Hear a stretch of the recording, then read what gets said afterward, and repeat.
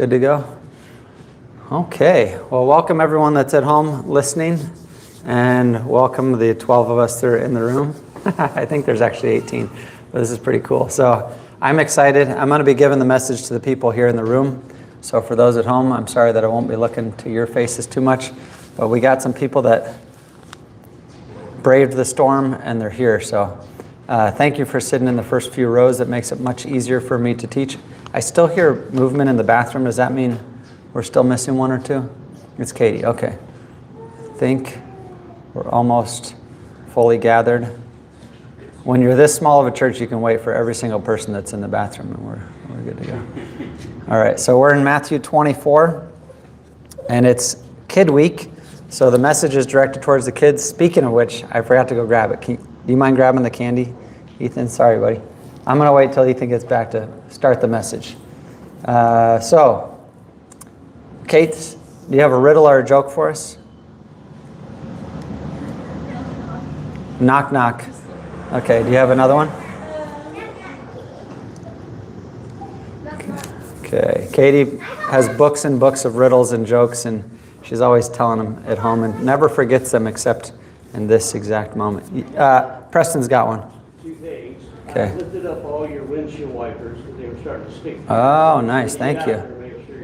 Thank you, yeah. And the second thing is, do you know who the most famous babysitter was in the Bible? Who's the most famous babysitter in the Bible? I don't know. It was David. He rocked Goliath into a deep sleep. Oh, good. I like that. Did you guys hear that one? It's good that you have a joke, but you said, I've got one, I've got one, I've got one, I've got one, I've got one. You got to wait for the adult that's speaking to speak, and then we raise our hand and don't speak while we have our hand raised. Does that make sense? Okay, so did anyone have their hand raised that has a joke? Micah. Knock. Oh, boy. Who's there? KGB who? We will ask the questions. Good one, good one. Okay. Ember, is that the joke you were going to tell? Okay. Dean, you got one? Okay, go ahead. There was a one-story pink house. It had a pink table, a pink chair, a pink window. What color were the stairs? There are none. One-story house. Good one, Micah. Okay. All right, we're back to church. Okay, so Ethan's here. We can get started. Those that are live streaming are like, what is happening here at the church? So I want to start with an illustration. Actually, we're going to start with prayer. Father God, I pray that you would meet us here this morning. I thank you for the time of worship. I thank you that Preston helped our windshield wipers work after service. And I pray we'd have fun getting home and that we'd get home safely. And we pray that everyone that's at home would still be able to glean from the message, even though technology makes it harder. It's much easier to be in person. I pray I thank you that they're safely at home, and I pray you'd help all of us to continue to have electricity all the way through the storm. In Jesus' name, amen. Okay, so who likes apples? Does anyone like apples? Okay, how many people like apples in the front row? Raise your hand if you like an apple. Would you like a slice of an apple right now? Anyone right front row? All right, so I've got a few slices here. Let's see. I can give a few slices away, all right? I'll leave one slice up there. So who wants an apple slice? Katie wants one. All right. Eric wants one. Kai wants one. Logan wants one. Micah doesn't want an apple. You got gum in your mouth. Is that why? How'd you get gum? Good job. Mom gave you gum this morning. Ethan wants one. Jacob? Take an apple slice. Miss Emma's taking an apple slice. They've been here all morning. Amber get the last one. Amber gets all right, there's only one slice left. Does anyone want this last one? Kai really wants it. Amber really wants it. Logan really wants it. Okay, finish the ones in your mouth. Maybe the first person to finish is going to get... Katie's done and wants it. Okay, so let's just try and figure out a good way to give this away. What happens as the apple disappears? Your stomach gets bigger. Your stomach gets bigger, that's one thing. As the apple disappears, it becomes more valuable. There's now only one apple slice. The snow has snowed us in, and Ethan's the strongest person here. Who do you think is going to get this apple slice? Probably Ethan, right? Unless we figure out a way to team up and get him and Survivor thing. Anyway, so the apple becomes more valuable the less there is. Yes? This apple is very much like time. The less there is, the more we care about it. We all think we have an endless amount of time. We don't. Jesus is coming back soon. If Jesus is coming back soon, we could be in the last apple slice of our life. Even if we're really young, that means Jesus is coming back soon. The less there is, less time there is, the more valuable it is. How much time is left? We're in the last slice, I would say. Is it getting more valuable? Is your time more valuable than it's ever been? Because we only have so much time to get people saved before they die. And the nicest thing to do would be to give this to someone that's not in my family, probably. And he's the big, no, okay, all right. Kai, you get to have it. Okay, there we go. All right, so what does the apple represent, Micah? Time. And is the first slice the most valuable, or is it probably the last slice? The last slice. There's got to be an economics lesson in here, but that's not the point. So Jesus is coming back when? Soon. If Jesus is coming back soon, we want to do well with the time that he's given us, right? What do you think, Ember? You got to stay eyes up here the whole time. What do you think? Is that a good idea? Okay, good. So when is Jesus coming back to earth? Does anybody know? Raise your hand if you know. Kate's, when's he coming back? What? Soon. When are you going to get a Twix? Soon. That's very soon. Okay. When God returns, keep listening and you might get a chance, but don't just yell. Once the hand's up, you still got to wait. You don't keep yelling, okay? When God returns, do you want him to find you doing good or doing evil? When God returns, do you want him to find you doing good or evil? I'm going to owe one to the person that gets this, but if I throw all these out right now, you're going to eat them all right now, and then you're going to go bonkers for the rest of the message. So I'm going to throw these out at the end, or I'll throw them to your parents, and they give them at the end. Does that work? Okay. So, Logan, when God returns, do you want him to find you doing good or evil? Good. Good answer. Miss Mama there, she's got it. Okay. Good is the right answer. This is our Bible verse for the day. We're in Matthew 24. We're at the end of chapter 24, and Jesus is talking about the end of the world. He says, who then is the faithful and wise servant? Who's the faithful and wise? This is the person you want to be. Who is faithful and who is wise? Raise your hand if you're faithful and wise. You want to be faithful and wise? Okay, this story is going to tell us who the faithful and wise servant is. It says this, who is the faithful and wise servant? Whom his master has set over his household to give them their food at the proper time. So when your animals need food, should you give it to them? When your animals need food, should you give it to a member? Yeah. Whose job was it to feed the cat this morning? Me. That's right. So a wise servant will feed their animals when the time is right. But this is not about animals. This is about being responsible with what God's given you. So, blessed is that servant whom his master will find so doing when he comes. Truly I say to you, he will set him over all his possessions. If you do the thing you're supposed to do when Jesus comes back, that's what this is talking about. Are you going to be doing the thing that Jesus wants you to be doing when he comes back? Guess which day that it starts on? The day of obedience. Which day do you think the day of obedience should start? Today. Most people would say tomorrow. You know why? Because that's when people want to obey. Do you want to obey right now? No. Tomorrow. Tomorrow. That's what most people would say, but they're wrong. You should obey right now. So if the best thing to do is to distract your friends during church, then you're being obedient to God. Is the best thing to do during church to distract your friends? Are any of you distracting your friends right now? Mm-hmm. If you would be distracting your friends, then you'd be being disobedient. If you're paying attention right now, you're the wise and faithful servant. So whatever the thing is that God gives you to do right now, when you do that thing right now, that's when you're being obedient. Right now, do you want to be the faithful and wise servant? What's God giving you to do right now this morning? Watch Dad teach and learn. Watch Dad teach and learn. That's it.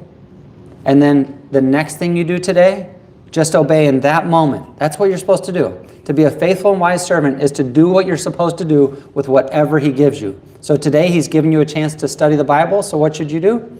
Study the Bible. That's it. Isn't that cool? It's that easy. Now, when we fail to be faithful and wise servants, is God still kind to us? Is God still gracious? That's what we just took the blood to remember, right? We've been washed in his blood, so when we fail, we still get to go to heaven. But we do miss out on opportunities and rewards. We get crowns that we get to throw at the feet of Jesus when we get to heaven, and they look really cool, and you're going to want one, and you're going to want to have a gift for the king.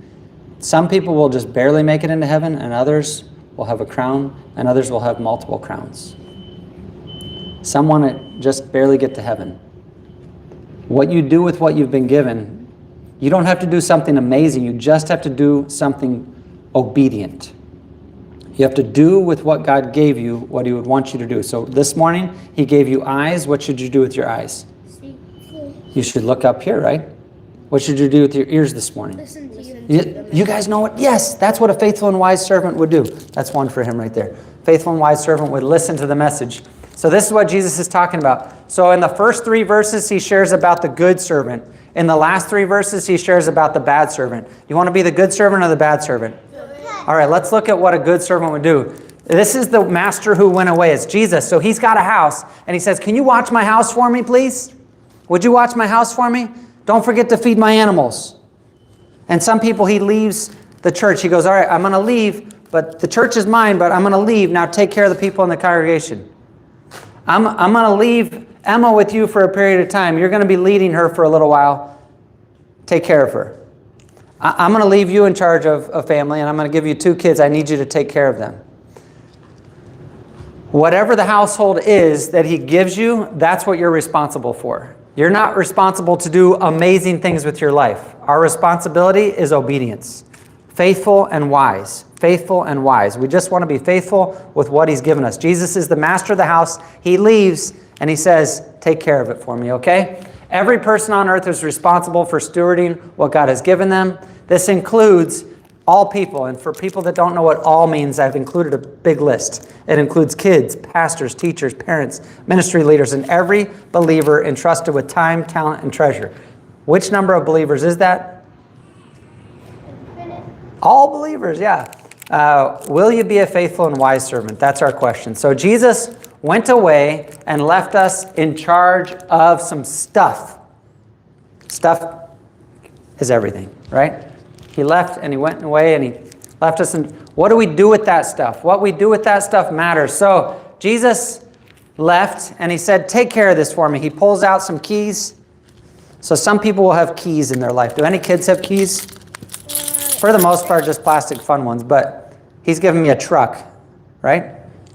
And there's a house key and a church key on here. So he's giving me 3 things that I could think that are just represented right here by the keys. Pull out your keys for a second, key people. Anyone that has keys? So did anyone get here in a car? That means okay, let's jingle him for a second. He says, take care of this for me. Is your car yours? It's yours that you've borrowed from God, right? Everything we have, every good and perfect gift comes from God. So he says, take care of this for me. So whether you eat or drink or whatever you do, do it all to the glory of God. So whether you eat or drink or whatever you do it all for the glory of God. So whether you eat or drink or drive a car, don't drink and drive a car. So whether you eat or drink or whatever you do it all for the glory of God. So Jesus leaves and he hands you time. He might give you 80 years on this life, on this earth. He might give you 20 years on this earth. He might give you 120 years on this earth. Hopefully he doesn't do more than that. But he says, don't waste this. I'll be back soon. Don't waste this time. He gives you time. He gives you talent. He gives you treasure. So he says, don't waste this. I'll be back soon. I'll be back soon. So whether you eat or drink or whatever you do it all for the glory of God. If someone says that with me, they're going to get one of these. So whether you eat or drink or listen to church or whatever you do with the time you've been given, do it all for the glory of God. Let me hear you guys. So whether you do it all for the glory of God. There's another one right back there.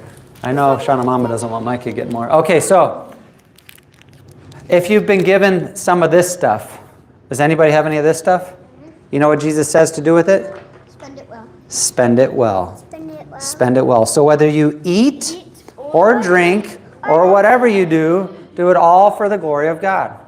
All right. He says, play your best with the skills I give you. Anyone on a soccer team in here? What does he want you to do on the soccer field? Does he want you to go punch the other kids? No. Does he want you to sit and whine and disobey the coach? That'd be a penalty. That would be a penalty. That would be a yellow card. All right, so play your best with the skills he gave you. Why? Because whether you eat or drink or whatever you do it all to the glory of God. Do you want to know a memory verse? Does everyone like memorizing verses? Let's memorize one this morning. I'm saying it, but I feel like I might be the only one saying it. So whether you eat or drink or whatever you do it all to the glory of God. Okay. Is everything included in that? Let's keep going. I'm not sure yet. So you've been given a child.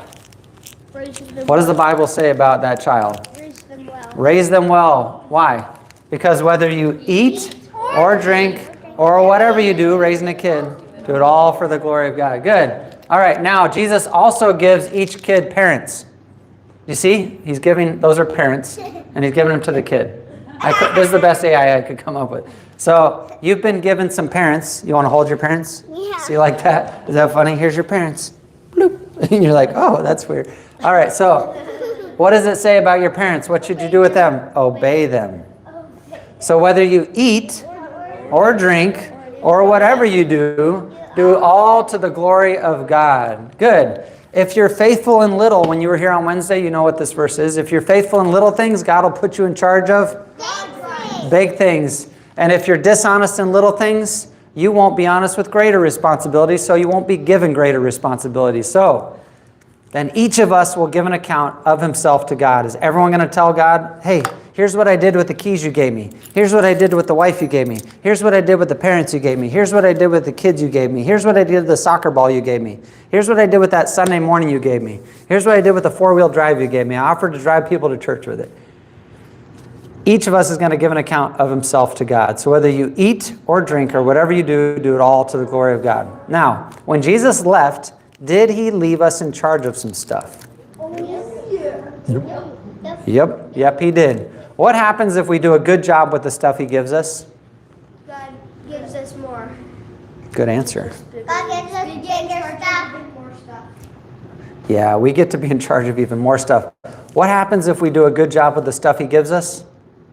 We get to do. Yeah, so during that 1,000-year millennial reign on earth, we get to be in charge of more stuff.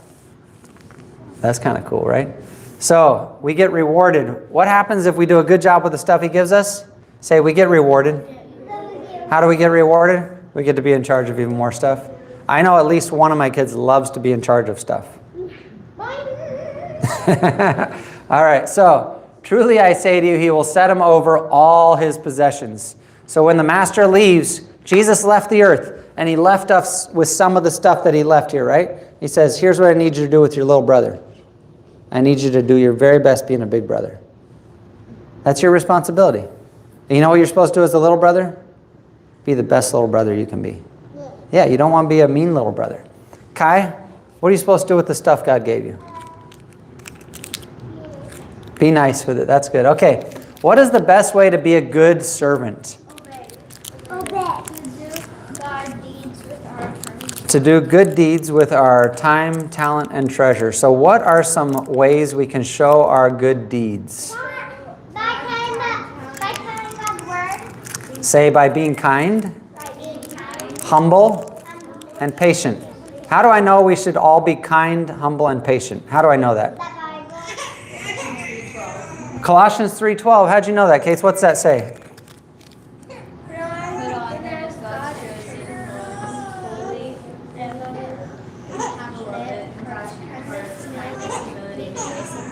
Yeah, there were too many big words in there, so I just narrowed it down to kind, humble, and patient. So what should we try to be this week? Ooh, good. Kind, humble, and patient. What are some ways we can show our good deeds? I just asked that question. What are some ways we can show our good deeds? Kind, humble, and patient. Hold that one. If you can repeat all of these, not only are you very smart, but you're going bonus round to the candy. Okay, by being kind, humble, and patient. What's more important than remembering these is doing them this week. Try to be kind, humble, and patient. Are we all going to try that one? That's number 1. What are some ways you can show your good deeds? Say, by loving other Christians. All right, what was the first one? Kind, humble, and patient. Loving other Christians. When it's a small little group of us, it's super easy. As the room gets bigger, there'll be less and less enjoyable people that happen to make their way into our church. And it's not always easy to be kind, humble, servant-minded, and loving towards other Christians. Are all other Christians really enjoyable all the time? Are you really enjoyable all the time? Am I? If someone said, yeah. Am I? Other than Devin, does anyone? That's funny. Okay, so this is actually one of the best ways to be an evangelist. If you want people to go to heaven and you want them to get to heaven, one of the best ways to get them to heaven is by loving other Christians. Because the rest of the world is going to look at how we love each other and they're going to go, whoa, who do you guys worship? Like, we worship Jesus. They're like, I want to be a part of that because the way you guys love each other is different. You're not like the Buddhists. You're not like the Muslims. You're not like the Mormons. You're not like the Hindus. You're different. Or they could look at us and see how we hate each other and like, why would I want to be a Christian? They're just like the rest of us. So the way we love one another is a great witness. Do you mind stopping the Velcro, buddy? Thanks so much, dude. It's only distracting me probably. So what are some ways we can show our good deeds? What are some ways we can show our good deeds? Yes, Kate's. No. Anyone? By obeying God's rules. Oh, how do you know that one? Why do you think obeying God's rules is something we should do for good deeds? John 4:15 says it? There you go. What does it say, Micah? If you love me, you will keep my commandments. Nice. So how can we show our good deeds? By obeying God's rules. Now there's 3. Are you guys still with me? What was the first one? Humble, patient, kind, loving other Christians, And obeying God's rules. obeying God's rules. What is another way we can show good deeds? There's going to be 5 total, by the way. By displaying fruit. By displaying fruit. Which kind of fruit? Good job. All right, Katie's at church today. Does anyone else know what the fruits of the Spirit are? Yes, Logan? Nice, dude. Here we go. That one's for you, Logan. You're getting stocked up, buddy. You're going to be ready for winter. Okay, so what are some ways we can show our good deeds? You're going to love this one. By doing our best at work or school. So whether you eat or drink or whatever you do it all for the glory of God. Are you supposed to do it for the glory of your boss so your company can make more money? No, you're supposed to do it all for the Lord. Okay, there's 5 things. Does everyone remember all 5 of them? Does anyone remember all 5? Who thinks they can get all 5? This is extra bonus round, double candy. Go.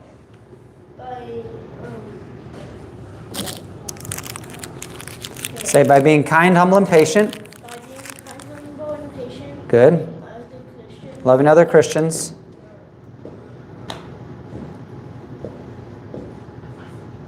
Okay, we got 2 of them.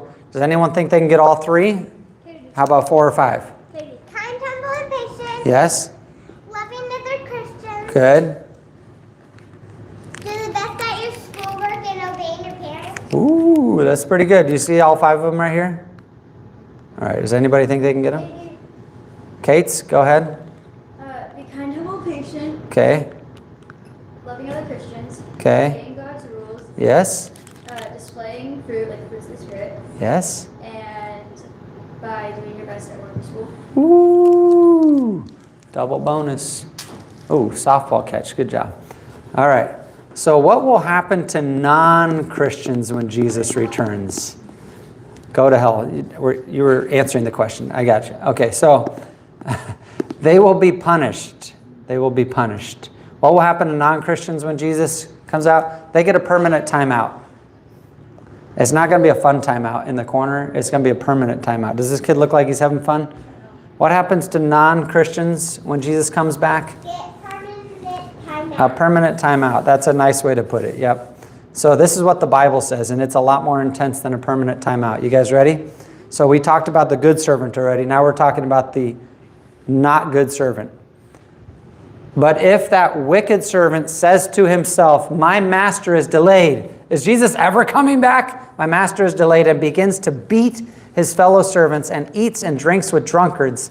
The master of that servant will come on a day when he does not expect him, at an hour he does not know, and will cut him in pieces and put him with the hypocrites. In that place there will be weeping and gnashing of teeth. It's Kids Week. Okay, so this is not speaking of born-again believers. That's really, really, really, really important. This is not talking about someone that is a Christian. This does not happen to Christians. That's a very important distinction, because some people get very nervous, like, I've not done a good job with the stuff I've been given. The worst thing that happens to a Christian is you get less rewards in heaven. This is not talking about a believer. So this is not unbelievers. It's talking about unbelievers. But it's people that appear to be servants. So these are probably people that are in the church. They're just unsaved people in the church. These are those that appeared to be saved but were not. This is what you'll find them doing. Eating and drinking unto themselves. So whether they eat or drink or whatever they do it all for themselves. It's all about me, and I go to church for me, and I like the influence that I can have at church, and blah, blah, blah. And then one day Jesus is going to come back on a white horse, and it's not going to look just like this picture, but they're going to be thinking life is just a big joke. Eat, drink, and be merry, for tomorrow we die. That's how many, many, many Americans live. That's how many American Christians live. People that call themselves Christians but only live for their pleasure, only live for themselves. If you only live for yourself all the time, it's very unlikely that you're a Christian. Because a Christian says, thy will be done, not my will be done. Warren Wiersbe says this to help us understand that it is not directed towards Christians. Delay does not cancel responsibility. The longer the Lord waits, the more clearly the true servant and false one are revealed. That's what this illustration is showing us. So this long delay where Jesus hasn't come back yet, one thing it does is it helps us see who the true servants are.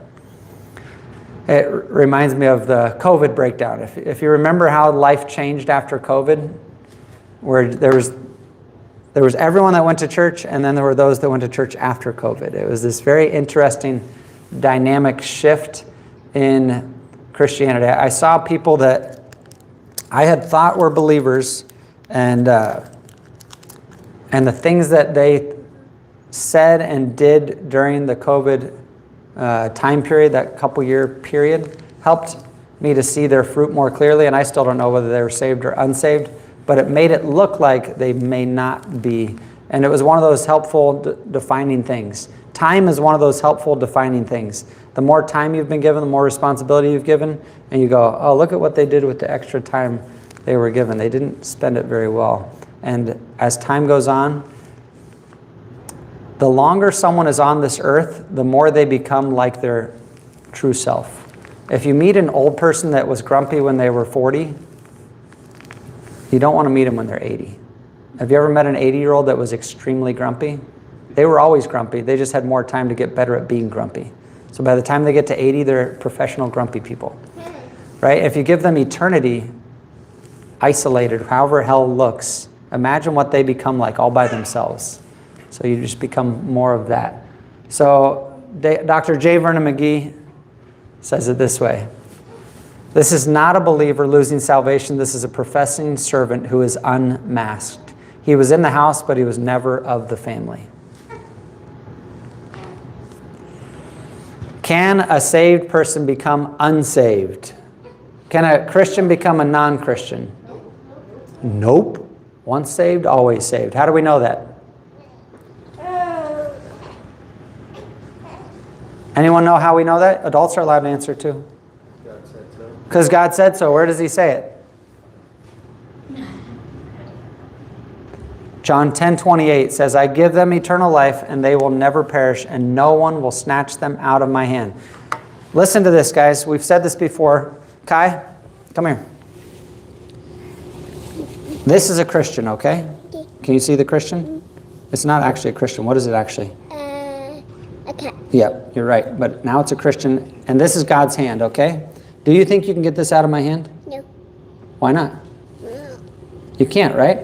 This is what God says. If you're in my hand, which means you're a Christian, no one can take you out of my hand. Who could take something out of God's hand? No one. That's why we know once you're saved, you're always saved, because God says he puts you in his hand and no one gets you out. So once you're saved, you're not getting unsaved. No matter how you live, you are not getting unsaved. Once saved, always saved. All right, now, if Jesus has been gone for 2,000 years, does that mean he is not coming back? Nope. Can you guys give me one of those? Okay, good job, Ember. Okay, I'm throwing this to Mama in the back. Here we go. Okay, that was intense. All right. All right, this is for the adults in the room because I think this passage fits really, really well. But anytime you put this many words in front of a group of people, they usually go to sleep. But there's a really small room so I can see all of you this morning. So try not to go to sleep. I think this fits really well with this Matthew 24 passage, but I'm going to let you guys do a lot of your own expositing this morning because we have a small group of young people and we're trying to not have a super long service for them. So most importantly, I want to remind you, if you're young and you can understand these words, do your best to understand them, okay? Most importantly, I want to remind you that in the last days, scoffers will come, people that make fun of Christians. Scoffers will come mocking the truth and following their own desires. In the end, when there's one slice of apple left, Kai, sit down. Thanks, buddy. In the end, when there's one slice of time left, Kai, turn around. Turn around, Kai. Good job, buddy. Stay focused, okay? I know it's been a long service. When there's one apple of time left, in the end, people will come and they'll start laughing at Christians. You think Jesus is coming back? He's been gone for 2,000 years. You guys are idiots. That's what they're going to say. They will say, what happened to that promise that Jesus is coming again? From before the times of our ancestors, everything has remained the same since the world was first created. They deliberately forget that God made the heavens long ago by the word of his command, and he brought the earth out from the water and surrounded it with water. Do they know better? They know better. It says they deliberately forget that God made the heavens. They know it. Then he used the water to destroy the ancient world with a mighty flood. And by the same word, the present heavens and earth have been stored up for fire. They are being kept for the day of judgment when ungodly people will be destroyed. But you must not forget this one thing, dear friends. A day is like 1,000 years to the Lord.